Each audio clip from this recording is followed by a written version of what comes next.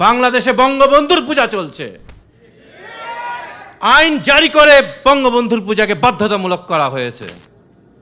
এই পূজা যে না করবে তার সর্বনিম্ন শাস্তি 7 বছর, সর্বোচ্চ 14 বছরের শাস্তি। আমি যদি ভুল বলি আপনারা আইন দেখে নেবেন। একটা বিশেষ আইন করা হয়েছে তার জন্য, সংবিধান সংশোধন করা হয়েছে তার জন্য, তার ছবিকে মালা পরাবার জন্য, ছবিকে শ্রদ্ধা করার জন্য।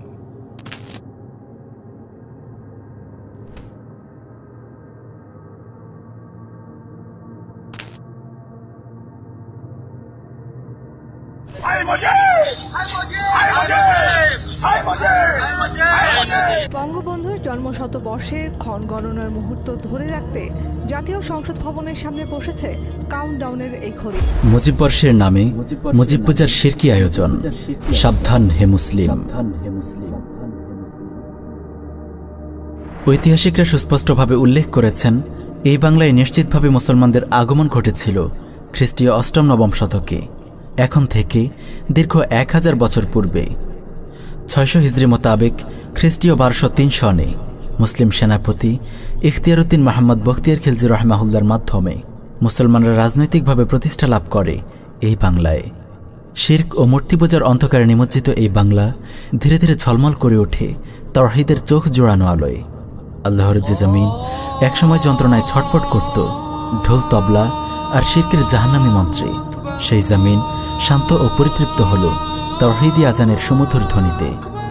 পৌত্তলিকতার নাগপাশ থেকে মুক্ত হয়ে বাঙালিরা ইসলামের সুশীতল ছায়ায় দলে দলে আশ্রয় নিয়ে দুনিয়া ও আখেরাতে সাফল্য ও কামিয়াবির পথ রচনা করেছিল। ইট পাথর আর মূর্তি পূজার জাহালত ও নোংরামি থেকে বের হয়ে তারা যাত্রা করেছিল জান্নাতের পথে। ঘৃণ্য মূর্তি পূজাকে ছুঁড়ে ফেলে তাওহীদের আমানত বুকে ধারণকারী সেই মুসলমানদেরই আমরা ভাগ্যবান বংশধর। মুসলিম জাতির পিতা মূর্তি বিনাশকারী হযরত ইব্রাহিম আলাইহিস সালাম, আমরা তারই রুহানি সন্তান। পবিত্র কোরআনে এসেছে, মিল্লাত আবিকুম ইব্রাহিম হুয়া সাম্মাকুমুল মুসলিমিনা মিন ক্বাবলু ওয়া ফি হাযা। তোমরা তোমাদের পিতা ইব্রাহিমের ধর্মে কায়েম থাকো, তিনি তোমাদের নাম মুসলমান রেখেছেন পূর্বেও এবং এই কোরআনেও। 1971 সালে পাকিস্তানি হানাদার বাহিনীর বর্বর জুলুম থেকে বাঁচার লক্ষ্যে পরিচালিত যুদ্ধের নেতৃত্ব দেওয়ার সুবাদে শেখ মুজিব নামের এক ফাসিক চড়ে বসে বাঙালি মুসলমানদের পিতার আসনে। শেখ মুজিবের নেতৃত্বে মুরতাদ পাকিস্তানি সেনাবাহিনীর জুলুম থেকে মুসলমানরা মুক্তি পেল তো ঠিকই, কিন্তু তাদের ওপর নেমে এলো শিরক ও কুফরের এক ভয়ঙ্কর ফিতনা। জুলুম থেকে বাঁচার এই যুদ্ধকে 71 পরবর্তী সময় তুলে ধরা হয় ইসলাম থেকে মুক্তির যুদ্ধ হিসেবে। নাউযুবিল্লাহি মিন যালিক। মুক্তিযুদ্ধে বিজয়ের তখনও 1 বছর পেরোয়নি। 1972 সালের 4 নভেম্বর শেখ মুজিব বাংলার মুসলমানদের উপর চাপিয়ে দেয় একটি শতভাগ কুফরি সংবিধান। এই সংবিধানের মূলনীতি হিসেবে রাখা হয় 4টি ঈমান বিধ্বংসী আকীদা, জাতীয়তাবাদ, সমাজতন্ত্র, গণতন্ত্র ও ধর্মনিরপেক্ষতা। মুজিবের রাজনৈতিক দর্শনে এই 4টি মূলনীতিকে সম্মিলিতভাবে বলা হয় মুজিববাদ। যে ব্যক্তি এই 4 মূলনীতিতে বিশ্বাস রাখবে সে নিশ্চিতভাবেই ইসলামের গণ্ডি থেকে বেরিয়ে কুফরের সীমানায় প্রবেশ করবে। তাই মুজিববাদী বিশ্বাসী আর যাই হোক, অন্তত ঈমানদার হতে পারে না। আপনার হৃদয়ে হয় তাওহীদ থাকবে, নয়তো মুজিববাদ থাকবে। আপনি হয়তো মুজিববাদী, নয়তো আপনি মুসলিম। আল্লাহ তাআলা আমাদের সবাইকে ঈমানের ওপর অটল রাখুন। ইনশাআল্লাহ আমরা বাংলাদেশের সংবিধানের কুফরে নিয়ে আলাদা একটি ডকুমেন্টারি তৈরি করব, যাতে ভিউয়ার্সদের সামনে বিষয়টি স্পষ্ট হয়ে যায়। হে বাংলার মুসলিম, আপনাকে ভেবেচিন্তে সিদ্ধান্ত নিতে হবে কে আপনার পিতা, শিরকি সংবিধান প্রবর্তনকারী শেখ মুজিব নাকি তাওহীদের প্রতিষ্ঠাকারী মূর্তি বিনাশকারী মহিমান্বিত নবী ইব্রাহিম আলাইহিস সালাম। আপনি কার অনুসারী, শিরকের উদ্ঘাতা শেখ মুজিবের নাকি শিরকের মূলোৎপাটনকারী ইব্রাহিমের? হাশরের ময়দানে আপনি কার সঙ্গে থাকতে চান, শিরক প্রতিষ্ঠাকারী শেখ মুজিবের সাথে নাকি মুসলিম মিল্লাতের পিতা ইব্রাহিম খলিলুল্লাহর সাথে? যদি সত্যিকারের মুমিন হন তো বুকে হাত দিয়ে বলুন, আপনার জীবন বিধান কি পবিত্র কোরআন নাকি শেখ মুজিবের কুফরি সংবিধান? আফসোস, ক্ষমতাসীন আওয়ামী লীগের ছত্রছায়ায় আজ পুরো দেশ পরিণত হয়েছে পূজা মণ্ডপে। শিরক ও কুফরের সূচনাকারী এই মুজিবকে নিয়ে চলছে শিরকের জোয়ার। কেবল জাতির পিতা নয়, এই মুশরিককে বসানো হয়েছে জাতির খোদার আসনে। নাউযুবিল্লাহ। দেশ জুড়ে দেদারসে চলছে মুজিব পূজা। হাজার হাজার অবুঝ মুসলমান ঈমান হারিয়ে নিজেদের অজান্তেই জাহান্নামের পথ ধরেছে। এই মুজিব পূজাকে আরও বিস্তৃত করতে সম্প্রতি মুজিব বর্ষের নামে বছরব্যাপী শুরু হতে যাচ্ছে একটি জাহান্নামী আয়োজন। মুজিব বর্ষ কি? শেখ মুজিবের জন্ম হয় 1920 সালের 17ই মার্চ। আগামী 2020 সালের 17ই মার্চ তার জন্মের শতবর্ষ পূর্ণ হবে। জন্মশতবার্ষিকী উপলক্ষে বাংলাদেশের প্রধানমন্ত্রী মুজিব কন্যা তাগুত হাসিনা 2020 সালের 17ই মার্চ থেকে 2021 সালের 17ই মার্চ পর্যন্ত সময়কে মুজিব বর্ষ হিসেবে ঘোষণা দিয়েছে। 2020 সাল থেকে 2021 সাল এই এক বছর, এই বর্ষটাকে আমরা মুজিব বর্ষ হিসেবে পালন করব। এই পুরো একটি বছর জুড়ে পালন করা হবে মুজিবের জন্মশতবার্ষিকী। গত 10 জানুয়ারি শেখ মুজিবের স্বদেশ প্রবর্তন দিবস উপলক্ষে আয়োজিত অনুষ্ঠানে ঘটা করে উদ্বোধন করা হয় মুজিব বর্ষ ক্ষণগণনার কাউন্টডাউন। ঢাকাসহ দেশের 87টি পয়েন্টে স্থাপন করা হয়েছে কাউন্টডাউন ঘড়ি। তাগুত সরকার এবং প্রশাসন অপেক্ষা করছে 17ই মার্চের। কি হবে মুজিব বর্ষে? মুজিব বর্ষ অফিসিয়াল ওয়েবসাইটের তথ্য মতে জাঁকজমকপূর্ণভাবে বঙ্গবন্ধুর জাতীয় জন্মশতবার্ষিকীর অনুষ্ঠান উদযাপনে দুটি কমিটি গঠন করা হয়েছে। এর মধ্যে একটি হচ্ছে 102 সদস্য বিশিষ্ট জাতির পিতা বঙ্গবন্ধু শেখ মুজিবুর রহমানের জন্মশতবার্ষিকী উদযাপন জাতীয় কমিটি। এই কমিটির সভাপতি তাগুত হাসিনা। অন্যদিকে অধ্যাপক মোহাম্মদ রফিকুল ইসলামকে সভাপতি ও কবি কামাল আব্দুল নাসির চৌধুরীকে প্রধান সমন্বয়কারী করে গঠন করা হয়েছে 61 সদস্য বিশিষ্ট জাতির পিতা বঙ্গবন্ধু শেখ মুজিবুর রহমানের জন্মশতবার্ষিকী উদযাপন জাতীয় বাস্তবায়ন কমিটি। এই কমিটির অধীনে রয়েছে আরও 8টি উপকমিটি। 1. সেমিনার, ওয়ার্কশপ এবং আলোচনা সভা আয়োজন উপকমিটি। 2.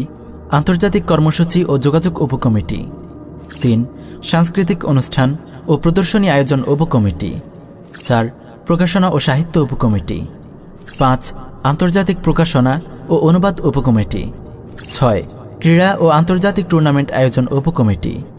7. মিডিয়া, প্রচার ও আন্তর্জাতিক ডকুমেন্টেশন উপকমিটি। 8. চলচ্চিত্র ও তথ্যচিত্র উপকমিটি। সম্মানিত ভিউয়ার্স, উপকমিটিগুলোর নাম থেকে নিশ্চয়ই বুঝতে পারছেন এরা মুজিব বর্ষের নামে কত বিশাল ও ব্যয়বহুল একটি আয়োজন করতে যাচ্ছে।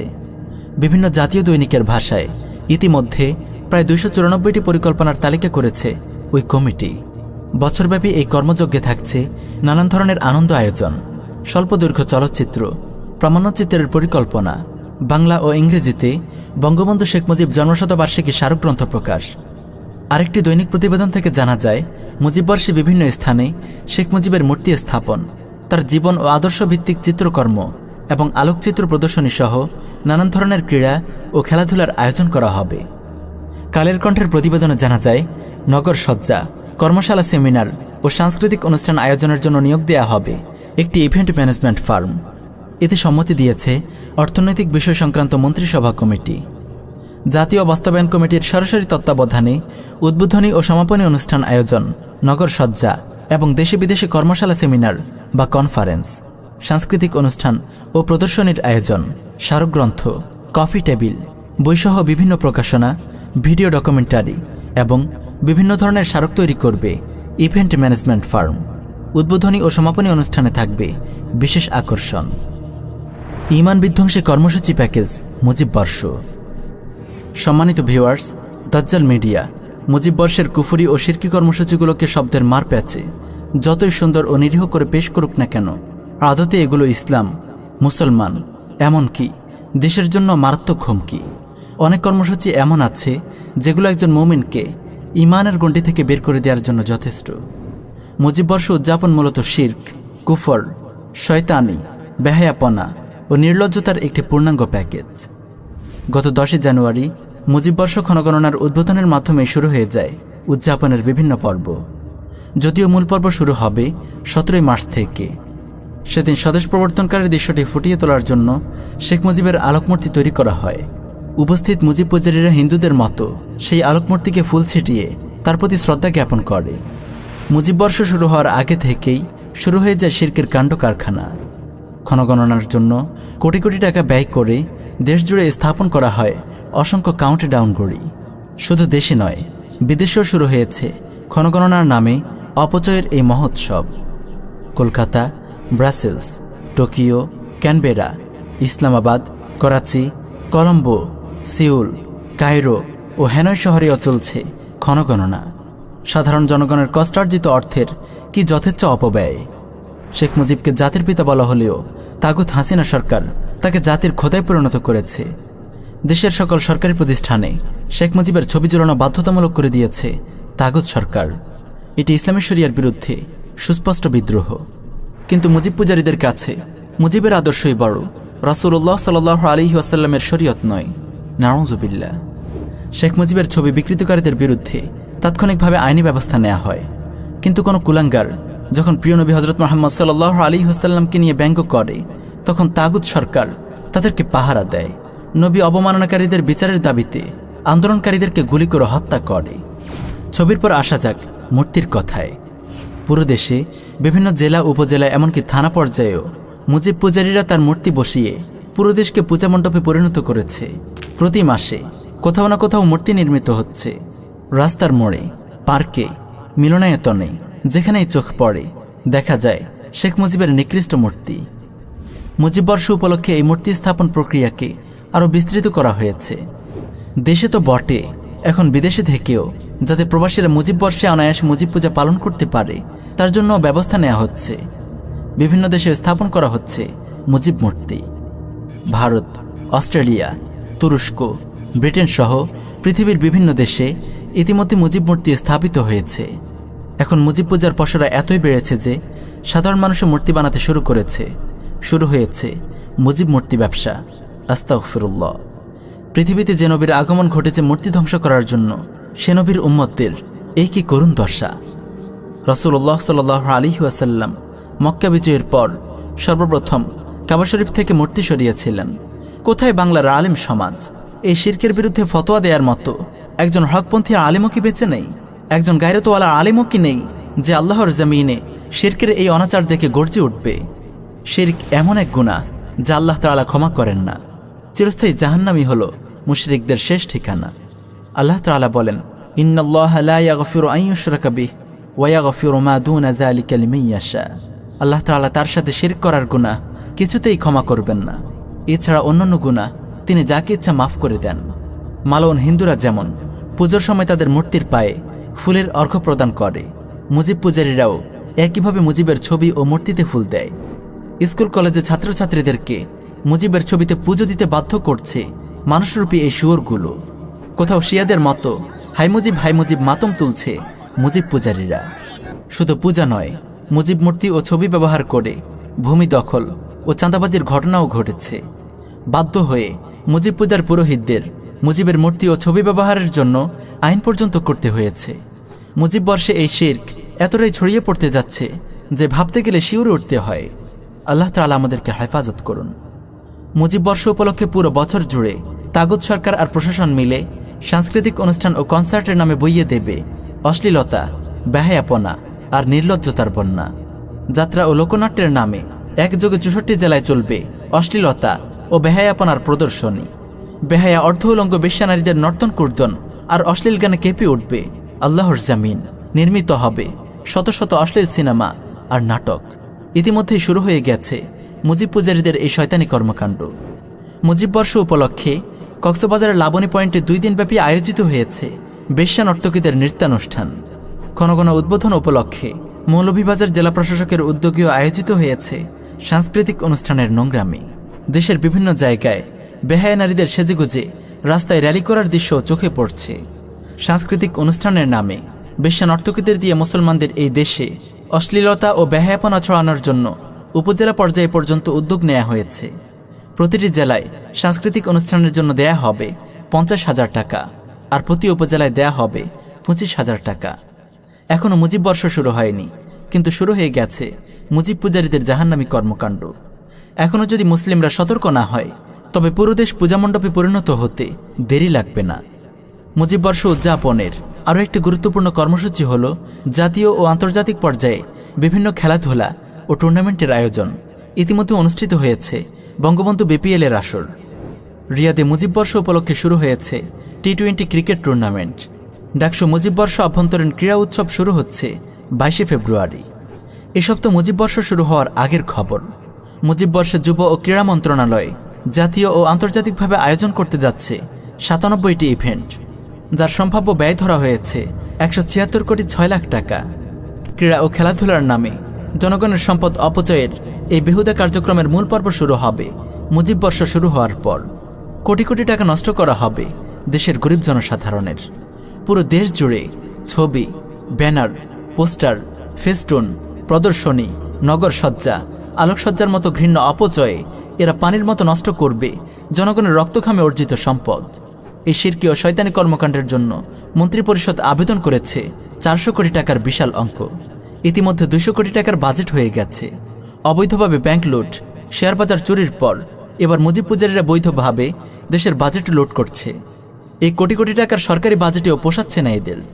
এখন বিভিন্ন ব্যাংক ও প্রতিষ্ঠানে টাকা চেয়ে চাঁদাবাজি করছে। মুজিব বর্ষ কি তবে চাঁদাবাজি বর্ষতে রূপ নিতে যাচ্ছে? কি ঘৃণ্য নরপশুর দল এরা!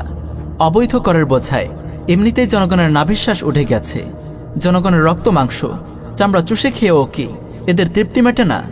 একদিকে খাদ্য, বস্ত্র, বাসস্থান ও চিকিৎসার অভাবে ধুকে ধুকে মরছে বাংলার গরিব মুসলমান, আর ওদিকে তাগুত হাসিনা ব্যস্ত তার মুশরিক বাপের জন্মশতবর্ষের শয়তানি আয়োজনে কোটি কোটি টাকা নষ্ট করায়। আপনার কি করণীয়? সম্মানিত ভিউয়ার্স, মুজিব বর্ষ উপলক্ষে তাগুত সরকারের শিরক, কুফর, জুলুম ও নির্লজ্জতার পূর্ণাঙ্গ ছবি আঁকা এই স্বল্প পরিসরে সম্ভব নয়। বাংলার মুসলমানদেরকে তাগুত সরকারের এই ঘৃণ্য ষড়যন্ত্রের ব্যাপারে একটু সচেতন করাই আমাদের এই আলোচনার মূল উদ্দেশ্য। মুজিব বর্ষ উপলক্ষে আপনার করণীয় সম্পর্কে আমরা প্রিয় নবী সাল্লাল্লাহু আলাইহি ওয়াসাল্লামের একটি হাদিস নিয়ে শেষ করব আজকের আলোচনা। মান রাআ মিনকুম মুনকারান ফালিয়ুগাইয়িরহু বিয়াদিহি ফাইন লাম ইয়াস্তাতি' ফাবিলিসানিহি ফাইন লাম ইয়াস্তাতি' ফাবিকলবিহি ওয়া যালিকা আদআফুল ঈমান। তোমাদের কেউ যখন কোনো পাপ কাজ হতে দেখে তবে তার দায়িত্ব হলো তার হাত দিয়ে তা বন্ধ করা। আর যদি হাত দিয়ে বন্ধ করার শক্তি না থাকে তবে তার দায়িত্ব হলো মুখের ভাষায় তার প্রতিবাদ করা। আর যদি মুখের ভাষায় প্রতিবাদ করার শক্তিও না থাকে তবে অন্তত অন্তরে অন্তরে হলেও ওই পাপ কাজের প্রতি ঘৃণা লালন করা। আর এটিই হলো ঈমানের একেবারে দুর্বল স্তর। আপনার যদি এই জাহান্নামী কর্মকাণ্ড বন্ধ করার শক্তি না থাকে অন্তত মুখে বলুন এটি শিরক, এটি গুনাহের কাজ। আপনার পরিবারের লোকদেরকে সতর্ক করুন। আপনার বন্ধুবান্ধবদেরকে বলুন তারা যেন এই মুজিব পূজায় গিয়ে নিজের ঈমান আমল নষ্ট না করে। ফেসবুক, টুইটার সহ বিভিন্ন সামাজিক মাধ্যমে আওয়াজ তুলুন। আপনি যদি আপনার সাধ্যের মধ্যে এই শয়তানি কর্মকাণ্ডের প্রতিবাদ না করেন তবে আপনাকে হাসরের ময়দানে আল্লাহর কাছে জবাবদিহি করতে হবে। আল্লাহ তাআলা আমাদের সবাইকে মুজিববাদ, মুজিব পূজা ও তাগুত সরকারের অনিষ্ট থেকে হেফাজত করুন। এই জাহিলি কুফরি রাষ্ট্র ব্যবস্থাকে সমূল উৎখাত করে আল্লাহর জমিনে আল্লাহর বিধান বাস্তবায়ন করার সংগ্রামে অংশগ্রহণ করার তৌফিক দিন। আমিন ইয়া রাব্বাল আলামিন।